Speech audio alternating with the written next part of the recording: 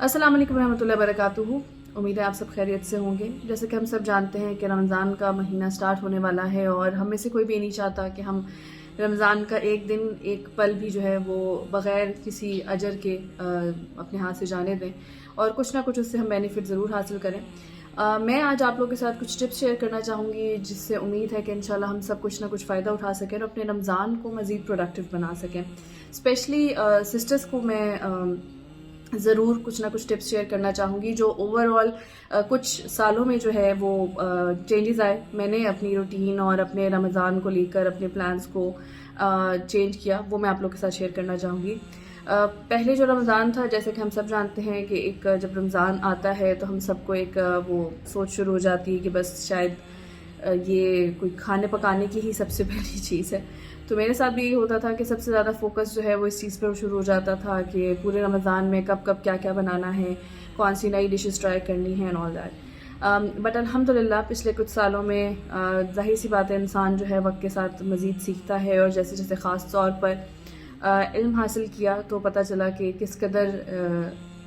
Important है ये महीना हमारे लिए, अपनी आखिरत के लिए। थोड़ा सा वक्त लगा घर वालों को भी इस बात के बारे में कन्विंस करने के लिए, लेकिन अल्हम्दुलिल्लाह ओवर द टाइम काफ़ी ज़्यादा सक्सेस हासिल हुई। और उसमें फिर कुछ चीज़ें मैंने ये की हैं कि जिस तरह से मेरे ख्याल से हम सभी अब तो करते हैं अल्हम्दुलिल्लाह, बट समहाउ मैं अपने पॉइंट से शेयर करना चाहूँगी कि अगर इन केस कोई नहीं फॉलो कर रहा तो वो अब से करना शुरू कर दे। फ्रोज़न आइटम्स अगर घर वालों को पसंद है बहुत ज़्यादा, स्पेशली दो स्मॉल वाले जो समोसे होते हैं, चिकन समोसे या वेजिटेबल समोसे हैं, इस तरह रोल्स वगैरह हैं, वो मैं बना लेती हूँ बिफोर हैंड। ऑफ कोर्स बीच में कोई ना कोई वक्त निकाल कर, मतलब एक वीक पहले मेरी कोशिश होती है कि रमज़ान से एक वीक पहले अगर फ्रोज़न आइटम्स जो हैं, जो मुझे लगता है कि उस वक्त, क्योंकि we all know that frozen items को टाइम लगता है, तो इस तरह की चीज़ें जो हैं वो बनाकर पहले से फ्रीज़ कर लेना। And then I saw some other ladies as well, तो उन्होंने यहाँ तक भी किया था कि मसलन बिरयानी का चिकन वगैरह है तो वो प्याज फ्राई करके और सारा कुछ करके चिकन मैरिनेट करके फ्रीज़ कर दिया। तो that was actually really practical. जब मैंने सोचा कि वाकई रमज़ान में अक्सर फैमिली वाले जो हैं they ask for biryani, so this is really quick actually कि आपने बस उस चिकन को निकाल कर जो है वो देगची में डाल देना है, देन उसको बस आपने पकाना है, उसको कुक करना है। You don't have to do all the cuttings और सारा कुछ, सिर्फ आपने चावल बॉईल करने हैं और उसमें फिर इसको डाल देना है। So that's really helpful. इसी तरह कुछ लोग बेसन का, मैंने देखा था कि बेसन का मसाला वगैरह जो है बेसन के अंदर मिक्स करके उसका पाउडर तैयार करके रख देते हैं, तो उसको बस वेजिटेबल्स कट किया, दैट्स इट। सो मैंने भी कुछ इस तरह की चीज़ें, वैसे तो अल्हम्दुलिल्लाह बहुत ज़्यादा इम्प्रूवमेंट आई है। हम बहुत सिंपल और सादा इफ्तारी करते हैं जिसको बनाने के लिए मुझे बहुत ज़्यादा वक्त दरकार नहीं होता कि 3-4 घंटे मुझे किचन में लग रहे हैं। यस, इसमें कोई बुराई नहीं है, बीच बीच में हम अपने आप को एक स्पेशल फील कराने के लिए कि चलें हम उसको एक इस चीज़ से भी रिलेट रखें, और स्पेशली बच्चों के लिए कि उनके लिए भी एक एक्साइटिंग मंथ रहे फॉर सम रीज़न रमज़ान। तो बीच बीच में देयर इज़ नो, उसमें कोई मज़ायका नहीं है कि अगर कभी कभी हम वीकेंड्स पे या इस तरह किसी एक रमज़ान में एक दिन जो है हम कोई अच्छी इफ्तारी बना लेते हैं, there is nothing bad with that can be done too, but it is better. तो वो आपकी वो एनर्जी लेवल नहीं रहता कि आप फिर तरावी भी एक तो अच्छे से पढ़ सके बेहतरीन तरीके से, और उसके साथ साथ रात की जो इबादत है, जो क़याम वगैरह अगर आपने करना है, अगर आप तहज्जुद पढ़ना चाह रहे हैं या रात को आप कुरान पढ़ना चाह रहे हैं, कुछ भी पढ़ना चाह रहे हैं, तो वो आपके अंदर वो एनर्जी नहीं रहती। तो इस वजह से ये बहुत ज़रूरी है कि हमें, क्योंकि अंदाज़ा है कि एक ट्रेंड बन गया हुआ है पिछले काफ़ी सालों में कि इफ्तारी के वक्त जो है ना वो इतना अहतमाम किया जाए और ऐसे किया जाए, तो उस ट्रेंड को अगर हम कम्प्लीटली नहीं ख़त्म कर सकते तो फिर कम से कम उसकी हम ऑल्टरनेट्स ज़रूर ढूंढ लें। उसके बाद ये है कि आपकी जो इबादात है ना उनको भी ज़रूर पहले से ऑर्गेनाइज करें। वैसे तो टू बी ऑनेस्ट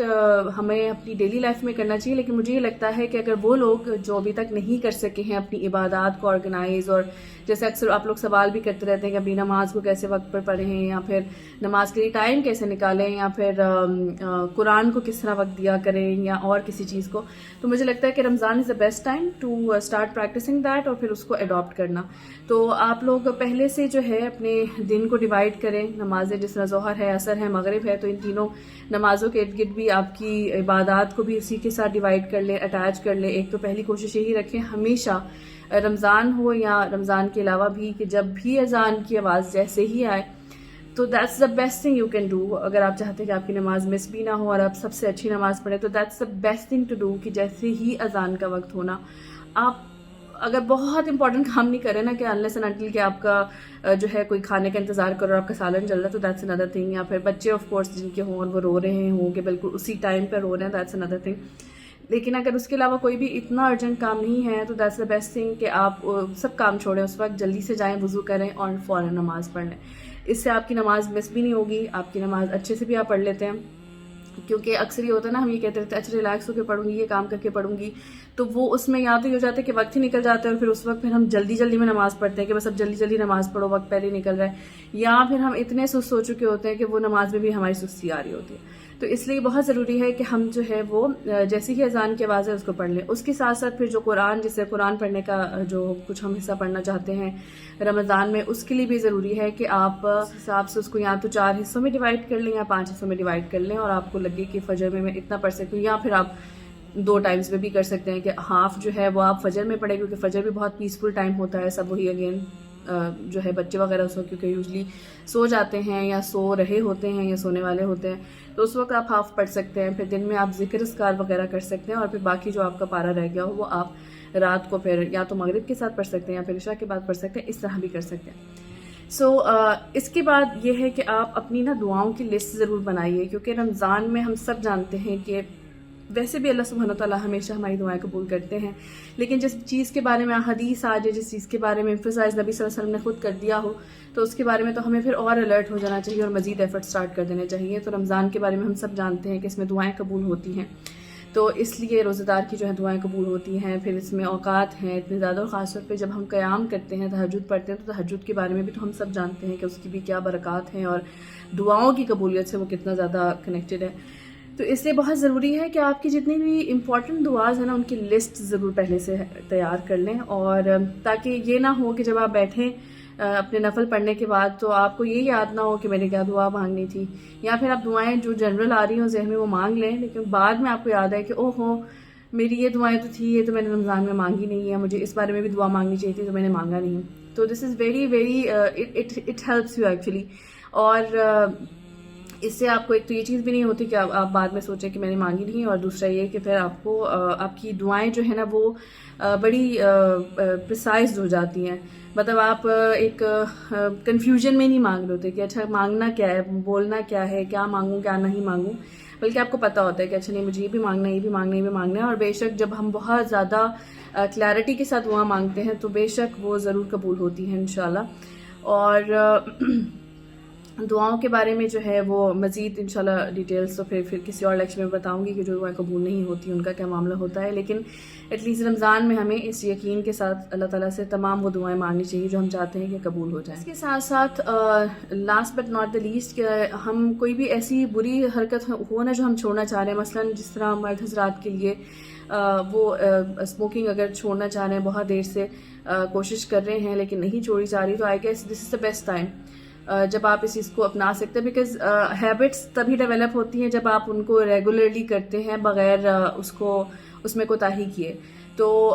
रमज़ान मुझे लगता है is the best opportunity for so many things actually. अगर दीन के मामले में भी देखें, हमें अपनी इबादत को इम्प्रूव करना है, तो इसमें देखिए फजर की नमाज आपकी और आपकी जो है क़याम जो है, इसकी आदत अगर आप पक्की करना चाह रहे हैं। इसी तरह से बुरी आदतें, क्योंकि समहा जब हम रोज़े में होते हैं तो कहीं ना कहीं अगर हम झूठ भी बोल रहे हैं तो अंदर से एक हमारा ज़मीर हमें मलामत ज़रूर करता है कि तुम रोज़े की हालत से तुमने झूठ बोला, जबकि तुम जानते हो कि अल्लाह ताला को पसंद नहीं। तो इसी तरह से और कोई आदतें जो हैं वो हमें लगता है कि हमें ये छोड़नी चाहिए, या मैं छोड़ना चाहता हूँ, तो मुझे लगता है कि Ramzan is the best option. इसमें हमें इस नीयत के साथ इन चीज़ों को छोड़ना चाहिए। सिर्फ ये नहीं सोचना चाहिए कि because it's Ramzan that's why I am not going to do this, बल्कि हमें ये नीयत और पुख्ता इरादा कर लेना चाहिए कि जो जो चीज़ें बुरी मैं रमज़ान के महीने में छोड़ूंगा वो ईद के बाद भी मैंने इंशाल्लाह नहीं अपनानी है। और इसी तरह से जो अच्छी चीज़ें मैं रमज़ान में इंशाल्लाह अपनाऊंगा उनको मैंने कोशिश करना है। मसलन कुरान अगर हम पहले नहीं पढ़ रहे थे, सिर्फ रमज़ान में पढ़ते हैं, तो उसको हमने कोशिश करनी है कि हम बाद में भी पढ़ेंगे। अगर नमाजें हम रमज़ान से पहले नहीं पढ़ रहे थे तो हम कोशिश करेंगे कि रमज़ान में भी हमने ज़रूर पढ़नी है इंशाल्लाह, और उसके बाद भी पढ़नी है, उनको छोड़ना नहीं है। इसी तरह से और भी जितनी अच्छी बातें हैं जो आपको लगता है कि आप रमज़ान में अपनाने वाले हैं या आप यूजली करते हैं, तो उसकी नियत कर लीजिए कि इसको हमने जो है वो नहीं छोड़ना है और हमने इसको अपना के रखना है। तो आई होप कि ये जो वीडियो थी आप लोग के लिए बेनिफिशियल रहे इंशाल्लाह और हम सब का बेहतरीन खूबसूरत रमज़ान गुजरे। जज़ाकल्लाह खैर, stay tune, don't forget to subscribe my channel